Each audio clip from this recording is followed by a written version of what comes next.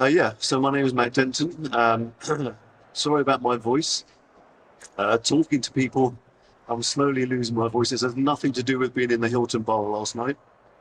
So I'm going to talk a little bit about what I do for a job, what I've been doing in my career for the last nearly 30 years now, which is trying to make animatronic and creature performance more lifelike and easier for puppeteers. So effectively, I try to use technology to make puppeteering and creature performance more realistic.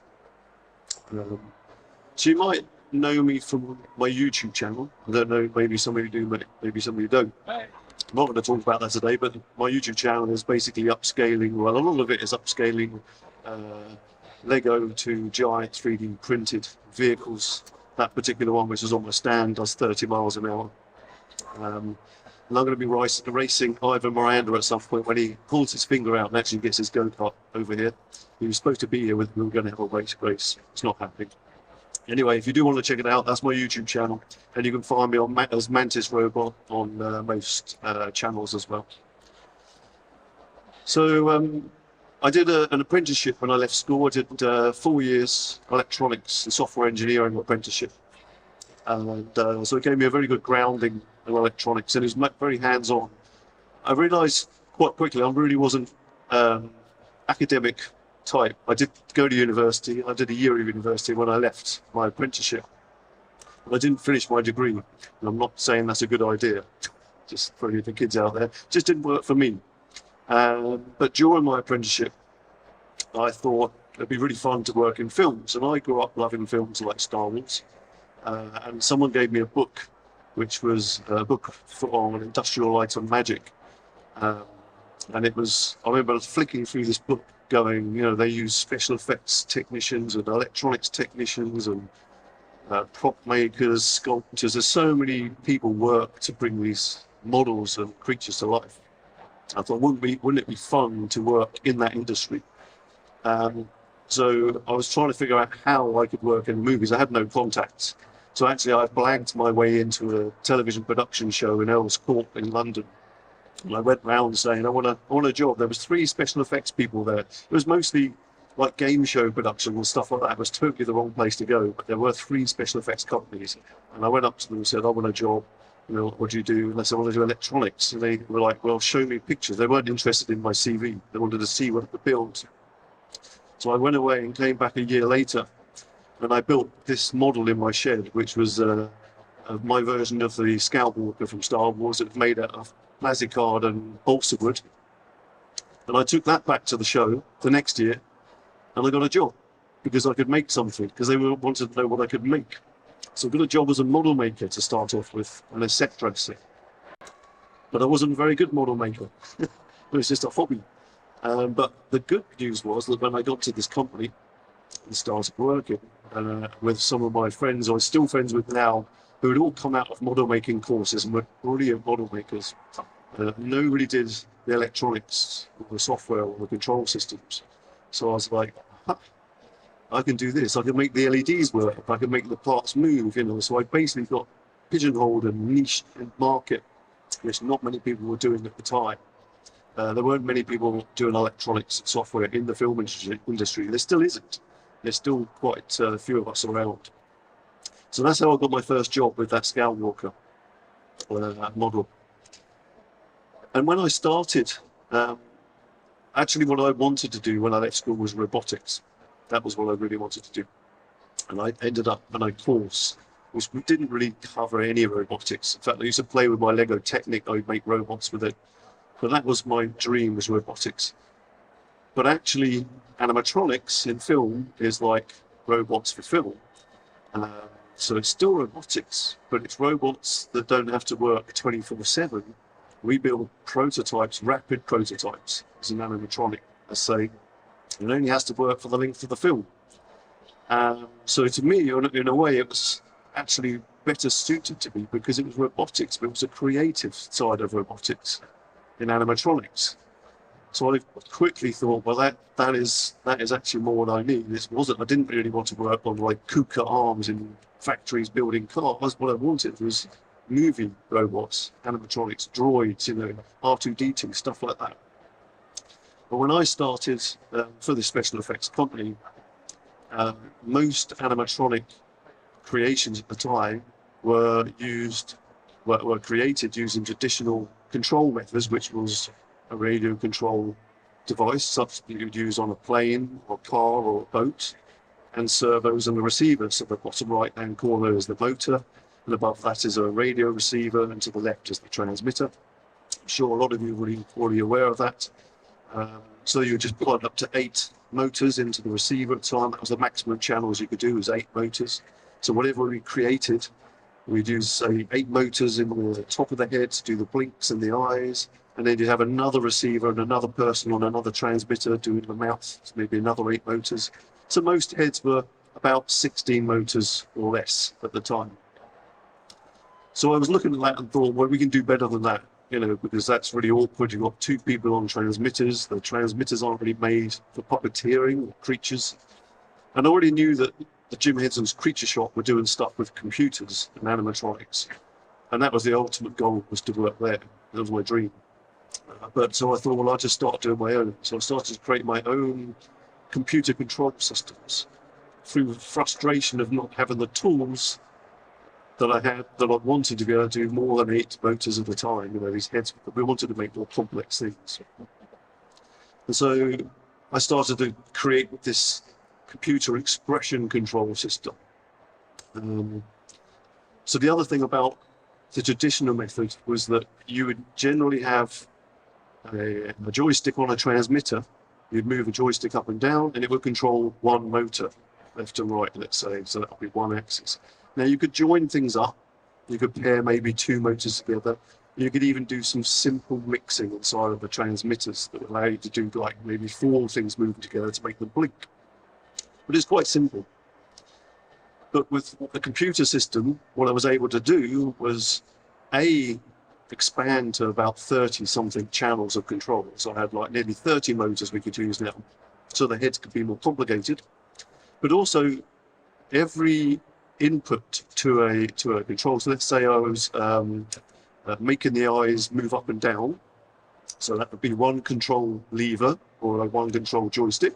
The eyes would go up and down. But as your eyes go up and down, your eyelids track with your eyes. Otherwise, your eyeballs will disappear up into your eyelids. So it's called eye tracking. So actually, the top lids need to move up and down. The bottom lids need to move up and down with the eyeballs and track with them. So you end up with about 8 motors working together to get that effect to happen. So with expression control, effectively every movement becomes an expression of servos moving together. So they all follow each other. But you could have up to 30, however many motors the system had, which was 32 at the time, they could all work together as an expression. But then you could have another expression and they all get added together. So you get these really complex shapes coming out of quite simple controls. For example, if you were making a character talk, one of the 2 shapes we use the most on the mouth was oo and e. You can pretty much do everything with oo, e, oo, e, oo, e, oo, e. This is why most animatronics you see talking just go ooey, ooey, ooey, ooey, ooey. That's it. But let's say the character is going ooey, ooey, ooey, but they're supposed to be happy. So you're going to have a happy expression, which brings all the motors up in the jaws and the cheeks, so it makes it smile. But that gets mixed on top of that ooey, ooey still. So then you've got a really complex shape of things added together, and you can make it look sad and go ooey, ooey. So that's expression-based control. So it's not one input does one output. It's one input can do all the outputs, and every output can be added together to make really complex shapes and make things look more organic and lifelike. So that was the idea behind that whole system. And this photo was taken in about 2003. Can anyone guess what that thing is next to me on the bench? Some of you might know, because you might have seen this before. The thing with the beak. Can anyone imagine what that might be? What is it? I can't hear. It is bird-like. It is bird-like. It's a hippogriff. It's exactly what it is. That's what that became. So that's the hippogriff from Harry Potter. If I go back to that image, you'll see the beak there and the eyeballs. So that's just the head of it. That is me in the picture with hair, lots of hair. It looks like I'm wearing a hat. I promise you, it's just a hair and a ponytail. And it's about 2003, just as we were doing Harry Potter 3. So it's Prisoner of Azkaban, I think. Yeah. And then that became the Hippogriff, which was a beautiful, beautiful animatronic. We made it actually two of them. One was laying in the ground in the pumpkin patch, and this one was stood up in the forest when Harry Potter first meets the Hippogriff. So that one had wings that expanded up, the head and the neck moved, the tail would swish, the right front leg would lift off the ground, the back left leg would lift off the ground, but the other two legs were pegged down because we can't make things walk yet. And we spent probably an hour burying this into the woodlands here, and cables running out the back, you can just about see there. And after burying this in for an hour, the director came in, Alfonso Cuarón, came in and said, okay, Daniel Radcliffe, I want you to walk in, and then the Hippogriff walks in. And we were all like, what? Excuse me, did you just say the Hippogriff walks in? He said, yeah, the Hippogriff take a step forward, and Daniel will take a step forward, and we were like, okay, who's going to tell him that's buried in the floor? And we just spent an hour burying it into the floor. So we unburied it from the floor, and it got taken back to the car, into our van, and it became a girl holding a stick with a beak on it, and it was all CG. So that's 4 months of work, because the director hadn't realised it didn't work. He had been told it didn't work, but he'd forgotten. So yeah. So that is an example of what we call an animatrocity in the industry. And it was called the Hippogriff, but we called it the Heap of Grief. So that's animatrocity number 1. So we also make special purpose control devices when we're doing complex animatronics. And this is classically known as a Waldo device. And you'll see my hand is in it there. And the reason it's come from this shape is that, like I said, a lot of control systems were developed by Jim Henson at Creature Shop doing the Muppets. And Jim Henson, when they got to films like Labyrinth and Dark Crystal, said, well, I want to still control the animatronic heads, but this is what I know. I do hands and socks. So that device, the Waldo, was what became developed so that you could do this rather than this on a transmitter, because he didn't want to learn how to use thumbs. He said, well, I want to do that. So we still use these a lot, variations of them. This is my own design of a Waldo from about late 90s, which you would wear and would walk around with it. So we used that on the Hippogriff and various other things.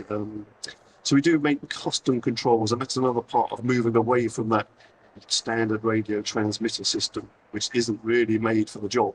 We then went into custom stuff specifically for animatronics and puppets. And in the back of that shot earlier on, you'd have seen another thing. If you looked carefully, there was a sculpt of this chap. This is also from the same film, Azkaban. It's the werewolf. There's a sequence with the werewolf. And you can see there, this guy, this actor, this is a ballet dancer we used. He was 6'8", and he's got these stilts on that go backwards. So his knees are in a framework. Stilt comes forwards from his foot. You can see it there. He's on the floor, where his feet are in the ankle area. So when you stand in them, and I've tried them on, if all your weight's in your knees, it's really weird. You sort of feels like you're walking on your knees. It's very odd. He was brilliant at it. We had 2 people who learned how to do it. And then you can see his head sits way below where the wolf head is. The wolf head is up here somewhere. And that was all animatronic moving around. I was actually performing that one with the Waldo device. You see there's a cable coming off his back for safety. But at this moment, none of the skin is on him. So you can see he's got perfect vision. Now, I don't know if you've ever tried balancing with your eyes shut and walking on the stilts across uneven terrain. I can tell you now it's not easy. Animatrocity number 2. So we got him covered up, and he couldn't walk on uneven terrain. He couldn't barely move. And then we came to the fight sequence, and it was like, completely pathetic. So he got scrapped, and it all became CG. You see where this is going. So animatrocity number 2, the Y-Wolf. We should never have made it. Why? So anyway, my career does get better. So yeah, there's another animatrocity. complex animatronics. So we went from simple stuff to super complex stuff really quickly. But sometimes less is more. You don't need to make them complex. So this was an animatronic head we made for the film The World's End. It's one of Edgar Wright's films, the Cornetto trilogy, the last of the Cornetto trilogy. And there's these aliens that invade this village, and all of their joints pop off like a bit like Action Men joints. They don't really have inners like we do. They're just made like of Action Men parts, and you're just left with like a little socket, and some blue goop comes out. And this head, when I read the script, it said, "Oh, this head comes off, it falls on the floor, and all it has to do is look like it's still alive." So you go, well, okay, so the eyes are important. The eyes tell everything in animatronics robots. If the eyes don't work, it's dead. So we put quite a lot of work in the eyes, and we did a little bit of work in the mouth. It's a jaw movement and some jaw slew, side to side. So this had about 12 motors in it. But some clever mixing off board. Doing some mixing at this time in a system called an iPod, which I was developing. So you can see in there, you can see some of the motors in the back, and there's a big receiver and all the cables coming out. There's a battery hidden inside of the neck, so this was fully self-contained, so that the actors could pick it up and walk around with it. But then we had our team do beautiful silicone skin for it, including the guy's pimples, his braces on his teeth he was wearing at the time, so it had to act as the stuntman who played this part, and his hair. And this is what you can get out of 12 servos with a good team. You see his braces. And with silicone, you can get really good textural translucency.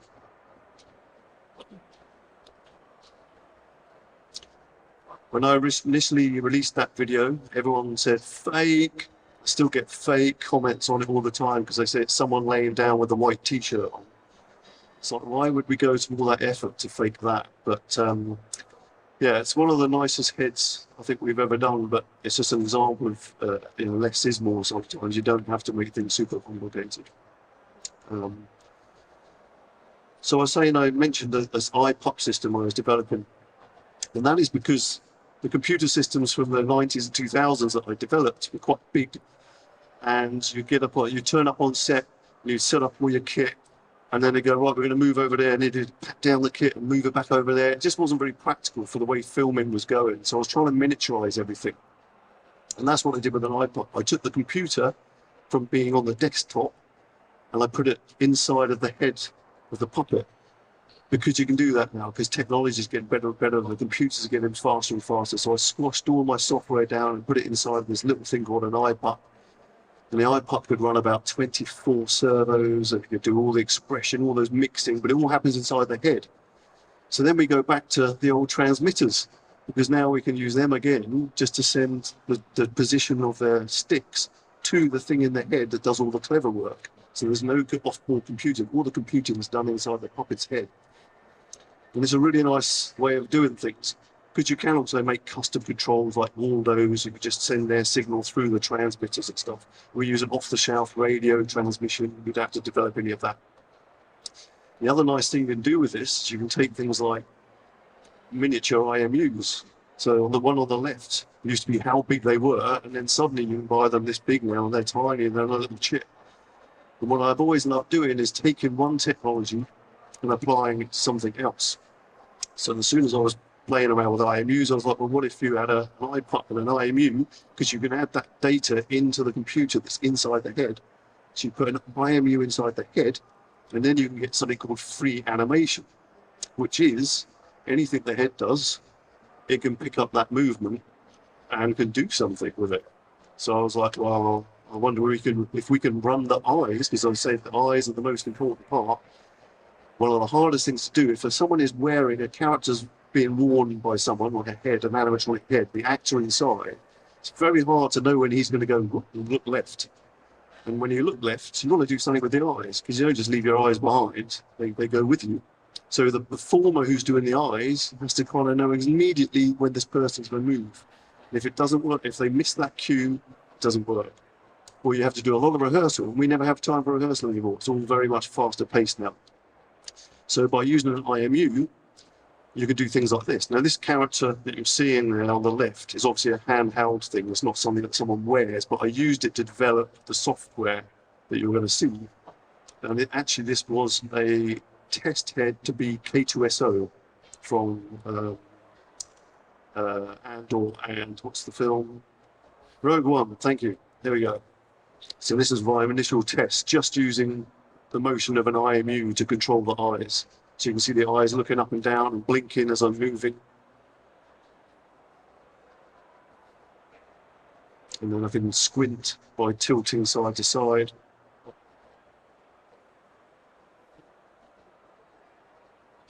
And there's some auto blinking going on in there as well. And one of the cheapest tricks we do in puppeteering is when you throw focus from left to right, is you throw a blink in. Now, people don't do this all the time. You don't always go blink, but it's a really good way of cheating when something's alive. If I turn and I don't blink, it doesn't look right. If you do that every time, which you won't do in real life, but if you do it on an animatronic head, it works, and that's what that's doing there. So every time I move that head, it throws a blink in. So it's a little cheat in puppeteering. So that was the prototype. We then took that to the next level with this chap, Argus Six Eyes Panox from Solo. So he sat around a card table playing a card game, and he's a bit of a cheat because one of his eyes actually goes off on its own. The other 5 are looking at cards, and one of them's looking at the player next to him. But we used this technology on here. We actually had myself and another puppeteer. One guy was doing the mouth, the other puppeteer called Richard. I had control of the eye's general movement. So, for example, for the shot where we have to look at the other player, I could do that. I can override it and look at the other cards. If the director wants me to look up at some point, I can do that. And then, but otherwise, the eyes are driven by Derek Arnold, who's wearing this suit. The guy in the suit is driven by his head movement. And it's possibly one of the nicest heads we ever made. We actually had some people came onto set this day we were filming, and they came around to the director's monitors, to his little area offset away from where we're filming. They came in and they looked at the monitor and they saw this thing on set, and they were like, how are they doing that live CG generation? Computer, and they're like, it's not computer graphics. He's like, no, it's got to be. And we're looking at it really hard because their eyes sell it, like it looks real. And they had to come on set and look at it from the south before they would believe it wasn't a live CG render. And this was me demonstrating it in America about 4 years ago. So you can see me just moving the head around and the eyes are doing their own thing.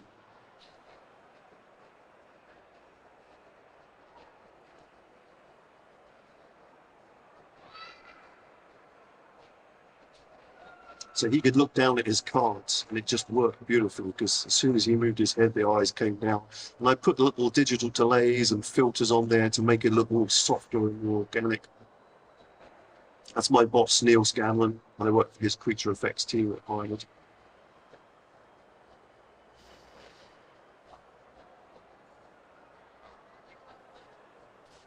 So you can see as I was moving it, I was throwing those blinks in every time it changed focus there. So that's one of the nicest things we've ever done with that technology. And in fact, the guy who built that head's Gustav Huygen, who's one of the best animatronic head builders in the business, probably the best. As soon as I saw that design, it was sculpted by a guy called Martin Rezard, one of our creature creators. And Guzzy and I looked at it and we were like, we've got to use the IMU on this because there's so many eyes going on, it's just going to be perfect. So it was a lovely design to work on. But the ultimate input device, if you're going to drive an animatronic face, surely a face. So what if we can just capture someone's face and put that straight into the animatronic? Well, this is something we worked on back in 2014, and I was using a piece of software called Face Shift, I think. I remember now. You can see the picture of me there in the video capture, and then next to me is a 3D rendered face. And then next to that is the top half of an animatronic, which was a prototype from Maz Kanata. So it's just the eyes. Unfortunately, I don't have any good footage of this. I've got a little bit to show you, but we never bothered recording it because we thought we're going to do so much work with this system. this new incredible face capture system. And there are other things out there that can do it, but not without putting markers on the face. You might have seen behind the scenes footage of people covered in blue dots. That's face tracking using standard captures. But this system used a special camera that fired lasers at the face as well. And it could do it markerless. It took about 10 minutes to train it. You had to call some poses. So I took another technology and I fed it through our computer system and passed it onto the animatronic. And it was some of the nicest eye movement we'd ever seen, because it was real eye movement. The eyes never stopped moving. They're always jittering about, changing focus. And it captured all of that beautifully. This video doesn't show it very well, unfortunately, but you can kind of get the idea. It's transferring my eyes to the 3D model and then going through a plugin that I wrote that then transfers it to the animatronic.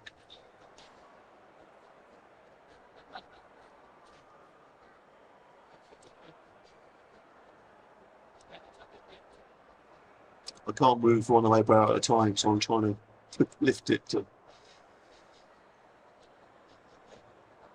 So that was a real breakthrough moment. Neil really wanted me to push this further, because he was saying, well, what if Mark Hamill comes in and we can get Mark to perform an animatronic character? He's not going to learn how to do this or this, but he could just drive it with his performance. And it was going great. And then one day, the company that's owned by a Swiss guy who developed it did his thesis on it, and a company phoned him up and said, we like what you've got there. And what we want is to be able to open our phones by looking at them. So all that technology went into the Apple. And the camera that I used to use was about this big. And within a year, Apple got it into there. So there's a little laser camera inside of that. And his software disappeared overnight. That was the end of that. So that's why I don't have any good footage other than that 2014 shot. Because the software went. And there's been nothing as good since that isn't a marker-based system. And he's now a multi-millionaire and works for Apple. So one thing we do use, though, is motion tracking. So we did Maz Kanata for episode 9, The Rise of Skywalker. And this was another chance to have a go at Maz. You can see me working on Maz's body here. And this was built by my colleague Josh Lee, who's worked on a lot of stuff with me. So we did a full animatronic body. Gustav built a full animatronic head, which was traditionally puppeteered using like the Waldo system and our expression mixing system. But the body, we had motion captured live on set, but we can't use cameras, like motion capture cameras, because again, 1 minute we're over there, we're going to go over there and set it up, and then we're over there, and we can't have that capture system keep the volume keep moving around. So we had a physical capture suit that we would wear. And that would go through our computer system again, go for a special plugin. Again, I'm just stealing other people's technology and using it and applying it to creature effects to try and make things more realistic. So this was our test, me testing one arm, dressed up like a 1980s tennis player. But this was our very first prototype arm for Maz, just to see how good the capture system would work. In fact, I can touch the back of my back there, and the arm kind of does the same thing. Now, eventually we added fingers to it, a glove to capture fingers.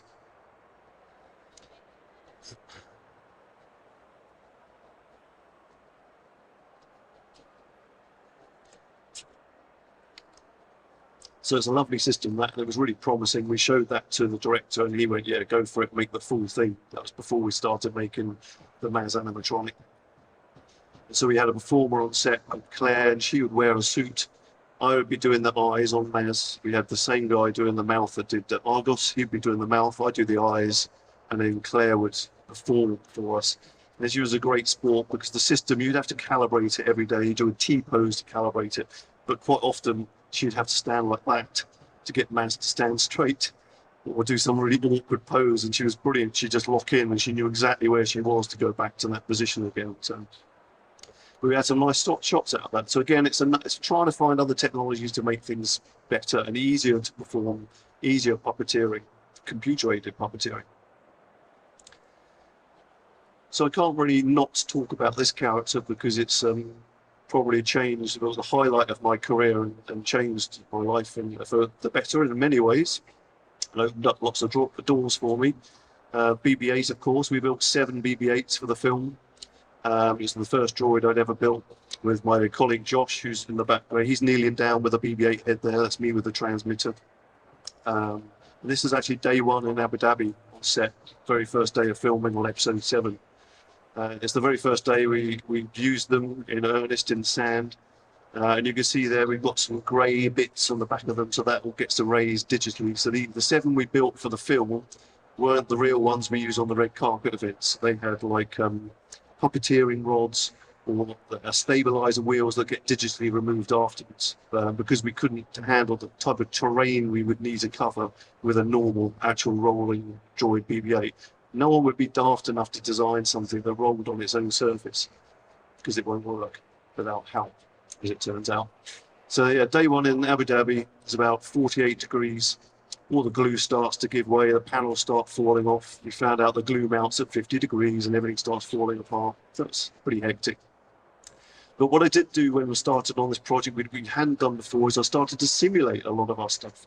So we created BB-8 in a simulation package first, specifically the 3-wheel drive version of BB-8 that has these caster wheels on the back.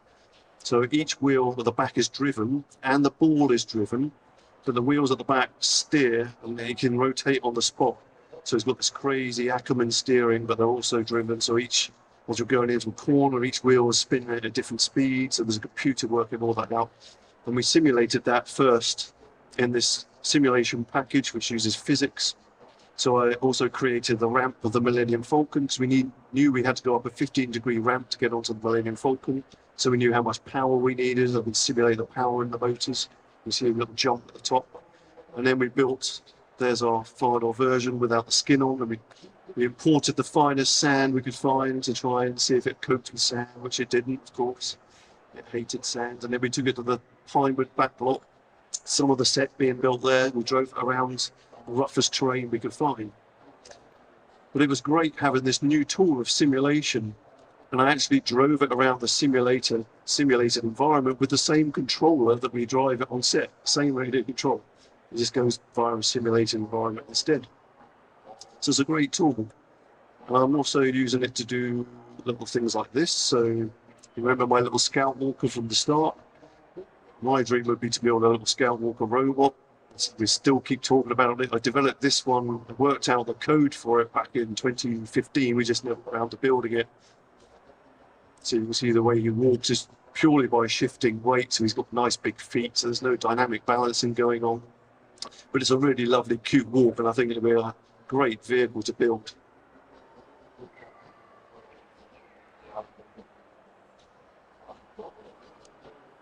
Obviously, the design would be better than my very rough head I've done on there, but you get the idea. So it's another really good tool in the toolbox of creating animatronics and robots. So yeah, get inspired was my advice. Anyone who's starting out young into this industry. I was inspired by Star Wars. I remember coming out of the cinema, having watched this film, Empire Strikes Back. I was quite young, and I saw those AT-ATs walking across this landscape, and I spent the whole film going, when are we going to go back to Hoth? The rest of it's boring. Take me back to Hoth. That's how I felt when I was 8 years old, or whenever I was 7 years old. Obviously don't feel that way now. But it inspired me, and I remember thinking, wow, machines that walk, that's just an incredible idea. I never had put the two things together at a young age. And I went home and built one out of Lego, actually. I built an AT-AT out of Lego. And then obviously I built my Scout Walker that got me my first job. There's Phil Tippett there animating the AT-AT on Empire Strikes Back. And that led me to thinking about bigger things, and ultimately I built this massive great walking machine that has a Guinness World Record. I didn't think I'd end up there. I didn't think I'd end up working on Star Wars as a child, and I didn't think I'd end up building the walking machine I dreamt of. But it does happen if you dream big enough. And I recently, in fact, the Mantis is currently in a shipping container on its way back from LA. It's somewhere in the Atlantic Ocean. It lands a week on Monday. I was out at an event hosted by Jeff Bezos, and I got to meet some of my heroes through that Mantis. So it was really lovely to think, wow, I've been invited to this event. This chap here driving it, you wouldn't recognise him. It's someone that probably people wouldn't know. His name's Mark Rabert. He's a really lovely chap. He was very complimentary about the machine. That's me taking a selfie with him as he's about to get crushed. There's the selfie. But that's Mark Raber. He owns Boston Dynamics. So he invented walking robots. He's like the godfather. He wrote the book on it. I got his book at home. I don't understand it. I've tried to read it. And he's an incredible mind. He said, well, if I can make a robot walk on one leg, I can make a robot walk on 4 legs. And then he started with a pogo robot on 1 leg. He wrote the book on that, and then it's become what Boston Dynamics are now. So yeah, really amazing meeting people like that. This is Mike Massimino. He was one of the astronauts that flew up and fixed the Hubble Space Telescope. So, you know, I've got an astronaut driving the Mantis. It's just an incredible experience. So yeah, I've had a fascinating career, and like I said, probably BB-8 is my career-defining moment. Picture of BB-8 on the Time magazine was surreal. My colleagues and I, myself and Josh, and 2 of the people from ILM who did the digital version of BB-8 for the film, we all won a visual effects award, which is the thing in the middle, next to what's left of my Scout Walker, which I still have. It's a crazy journey. That's the red carpet BB-8, the one that won't work in sand, which is why we didn't build it for the film. We built it after we filmed the first film, episode 7, because we wanted to go to a premiere. We're like, well, they're not going to want a puppet going down a red carpet with a guy behind it in a green suit. So let's build one they can use at a premiere. So that became BB-8, the red carpet BB-8, and this is actually the very first day it ever came out. It's the most terrifying moment of my life was driving that BB-8 onto stage in Anaheim, knowing that the head could fall off at any moment. But it was incredibly well received. Still one of my proudest moments. I think Josh and I both realised we'd achieved something at this point when we saw the crowd reaction. In particular, I don't know whether this is the bit of video footage. I don't know why I decided. I went around the back of R2-D2, and I made my journey really complicated. So I'm going to come on stage, I'm going to go around R2-D2 and then come back on stage. But I'm doing all this off stage with a camera feed from a camera about 50 yards away, and looking at the stage at a weird angle, and I'm doing it just from a screen. It's horrible. Don't know why I made it so complicated, but at the end of that shot, there's a great picture of a guy. It didn't freeze on it, but the guy's mouth's like, and he's got a camera. He was one of the photographers, and he didn't even pick his camera up. He's like, so we knew we achieved something pretty special at that moment. I'm pretty much done here, but I will just show you this side. So we make a lot of our circuit boards at work. I still assemble them by hand a lot of the time. And it's all quite small, detailed stuff. I'm sure anyone who does soldering. So this is called a weld tip line. It just sucks the solder through, and it's actually a lot easier than it seems. But can anyone name that Star Wars character? Babu Frick. I realised that my eyes aren't so good now. I hit 45, my eyes went downhill, and that's what I look like when I solder them. I've become Babu Frick. Well, thank you very much.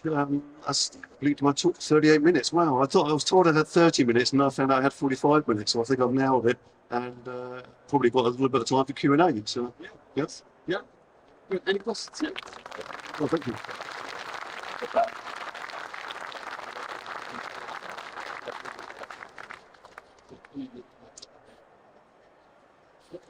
Do you still get paid for the work that gets scrapped? Yes. After an animatrocity? Yes, because they've made us up to that point, and it's their decision to throw it in the bin then, yeah. So thank goodness for that. Yeah, and in multiple animatrocities, I'd be a poor man. You've been on the cutting edge of animatronics for like 10 years or so. What do you think's next? What's the next step? Well, everyone keeps saying that we're going to use AI for animatronics, and I don't see why not. If it's a good tool, and like I say, I just find tools and I apply them to my trade. I'm not academic enough to know AI and understand it, but if there's a tool I can use, absolutely, yeah. Is there a character that you would like to retroactively apply future technology to in past, like if in retrospect? Yeah. What would I apply it to? It's interesting. Well, one of the nicest animatronics we ever built was Forks for Goblet of Fire, the bird Forks on the stand. And it was lovely because it would take a step on the perch and move up and shuffle like that. And it was a really beautiful animatronic. I would be quite interested to go back and see what we could do different now, because at the time I think that's the best we'd ever done. And I don't think we've ever bettered it as a bird animatronic. So it'd be interesting to see what we would do different there. But that's I'm trying to think. There was probably nothing in the toolbox that's changed. I think just the motors are better. Our technologies, our engineering is better. You know, it'd be interesting to see how much smaller we get and how much more. Because when we took the step on the perch, effectively what we were doing, we were releasing the claws but sliding the foot along in a hidden channel. And we'd love to know if we can actually get to a point where we can take the foot off and actually do a robotic grab. You know, something like that would be interesting. How would you get started with animatronics? Well, obviously the way I did it was through brute force and just saying, give me a job, but building things. So I think it's really important just to, if you like creating stuff, make stuff at home, whatever it might be. Maybe get a few little servo motors and an Arduino and see what you can do, or even use radio control. I actually built I remember my first thing I ever built when I was about 12, I had 4 motors off my radio control cars, and I took them all out the cars, and I got an old white terry toweling sock, and I made a little sock puppet with a head that rotated and some arms that flapped up and down. And they're just things like that, just start playing around. And now there are actually courses for creature effects in animatronics and prop making and model making, which didn't exist when I started 30 years ago. But there's lots of university courses now that we've literally, one of the guys that works for us now, he started 6 months ago. His name's Nico. He came out of university and he just came into our department and he's like a sponge. He's already getting the animatronics he's making now are ridiculous. He's going to be the next good stuff, for sure. We're all quaking on our boots. I'll have retired by then, so yeah. Hey, how do you get into the industry if you're not young? Like, let's say I'm 35 and like bored of writing code for apps. How do I write code for animatronics? Yeah, it's not easy, but we are quite often looking. I'm always looking for people. My department, the electronics department, is me, and everyone else in Creature Effects has at least 8 people minimum. You know, there's about 100 of us working, but it's really hard to find people who have the right sort of skills, electronics, software, but also being able to be on set. So I've had people in the past who have come from a coding background or electronics, and after a week of sitting around on the hours we have to do, the early starts, the late finishes, it's not very good for home life.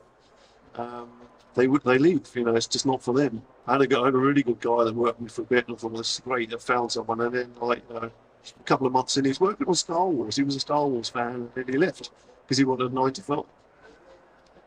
So, you know, we still look for people, and there are opportunities sometimes. We're actually coming to the end of a project now, so it's the wrong time to look because we're not crewing up, we're crewing down. But it's also about whether you've got whether would stick work with you. It's a very different industry. It's getting better, but it's not like a 9 to 5. It's a bit more than I think. Hello. You've mentioned earlier in your talk that you've had quite a rocky academic life and you've gone through like all those masterpiece projects. What helped you persevere for these moments, and what advice do you have for people who are quite taken aback by these kind of setbacks?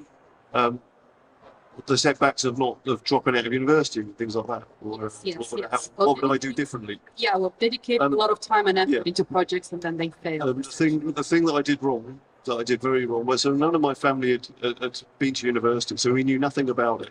You know, my parents didn't know anything about that.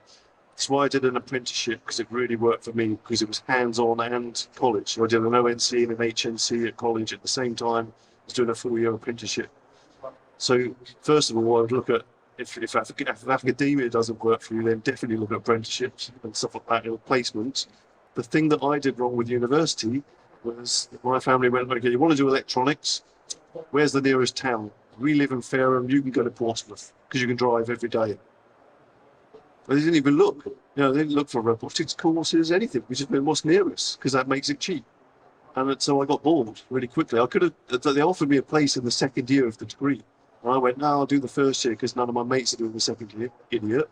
You know, so I could have done a degree in 2 years because the third year was placement in company, and I'd already done 4 years in company. So I'd done the second and fourth year of the degree and come out with a degree if I passed. What I should have done is gone to Bristol Robotics Lab, biggest robotics lab in Europe, and I would have probably stayed and been very happy, but maybe I wouldn't have done any of this. So you can't really, I don't regret it. But that's what I did wrong. I didn't do something that interested me. I didn't find a course that interested me. So, Very good tips. Unfortunately, out of time. okay. Please give it up for Matt. Thank you very much.